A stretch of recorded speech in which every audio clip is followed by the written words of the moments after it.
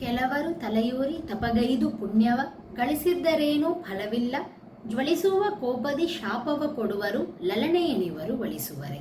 From this padya, there is an identification revealing of flaws committed by the Devatas by Lakshmi Devi, highlighting the immaculate position of Sri Hari, which is possible only to him. So she says, ಕೆಲವರು ತಲೆಯೂರಿ ತಪಗೈದು ಪುಣ್ಯವ ಗಳಿಸಿದ್ದರೇನೂ ಫಲವಿಲ್ಲ. There are a few mystic saints who have accumulated so much punya, due to which they possess so much of magical powers. This is because of thousands of years of penance and sadhana that they have carried out. But it is of no use because Jvalisuva Kopadi Shapava Koduvaru. These saints are bound to get angry and they curse easily. Lalani Anivaru Volisuvare. Will Lakshmi Devi be a match to them? Is the question here. We have seen throughout our scriptures some of the magical powers that these mystic saints own. For example, Kardama Muni, who actually lived a life of renunciation, then he took a time to spend with Devahuti Devi, who was his wife, the daughter of Swayambhuva Manu. So it was 9 rupas that Kardama Muni took, and he made Devahuti take 9 rupas, and they roamed in the flight in a vimana, and after that she delivered 9 girl children and then 1 boy who was none other than the incarnation of Supreme God Kapila Rupa. She was actually living in an hermitage who had nothing, but then her life completely got changed with all type of luxuries. And such powers that these mystic saints hold have been narrated in our scriptures. Throughout we have seen so many rishis holding these powers. We have seen Vasishtha, we have seen Vishwamitra, who all possess so much of mystical powers. But even though they have all these, Lakshmi Devi says it is not enough. Because these all rishis and munis and devatas, they have anger issues due to which they curse easily, she says. And when we think of cursing, the fight between Vasishtha and Vishwamitra is very famous. Saint Vishwamitra had once tried to burn the hermitage of Vasishtha. He sent someone so that the children of Vasishtha could get killed.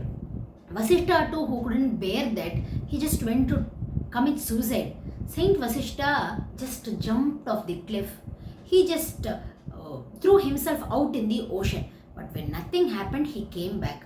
That is when Vasishtha realized that at his hermitage, his daughter-in-law was there and she was pregnant, and he heard Veda Ghosha, the mantras which were from Vedas, from the womb of her daughter-in-law. So his daughter-in-law's womb was reciting the mantras, the 2 Veda mantras. And when he closed his eyes, he got to know that a great Muni, Parashara Muni, is going to be born in his lineage. So he went on to protect her from all those Rakshasas who were trying to eat her. Then one day a Rakshasa came. But this time Vasishtha didn't curse the Rakshasa. He just sprinkled the Tirtha and they relieved the Rakshasa from the curse. Kalmashapada is the king who was actually a Rakshasa. And it was due to Vasishtha that king had turned to Rakshasa. Now it is again due to Vasishtha the Rakshasa regained his original form as a king.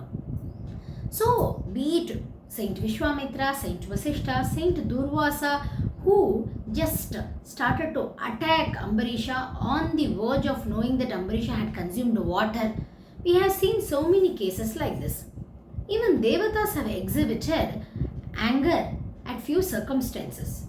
Now it was Rudra who actually had done so much of penance for coming to this position, and who actually even does penance to be at the position he is in, is the one who has actually cursed Draupadi to have more than one husband. And when Indra came in rescue of Draupadi, Rudra again cursed Indra, saying, you go and be born as a human. For these devatas to be born as the human being is the greatest thing that they hate, because they knew very well how this world operates. And again, not only Rudra, Brahma had also once done this. Lord Brahma was once sitting on the bank of ocean. He was doing penance. That was when the water of the ocean fell on him.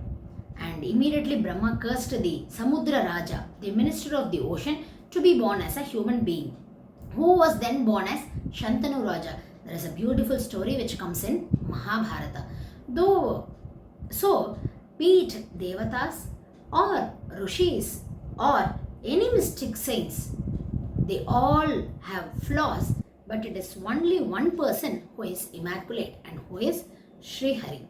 Because even when Bhrigu Rishi kicked Sri Hari at his chest, he didn't get angry and cursed Bhrigu Rishi.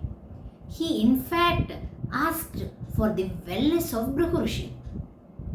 Kama was burnt by Rudra because he couldn't tolerate the torture of Kama. But when Kama again was in a position of torturing Sri Hari, here Kama was not burnt, he just gave a smile. Sri Hari just gave a smile. That is the quality of immaculate position that Sri Hari holds. He is nirdosha, doesn't have any flaw. And this is the one here Lakshmi Devi highlights by identifying and revealing the flaws that all the other devatas hold. Shri Krishna Arpanamastu.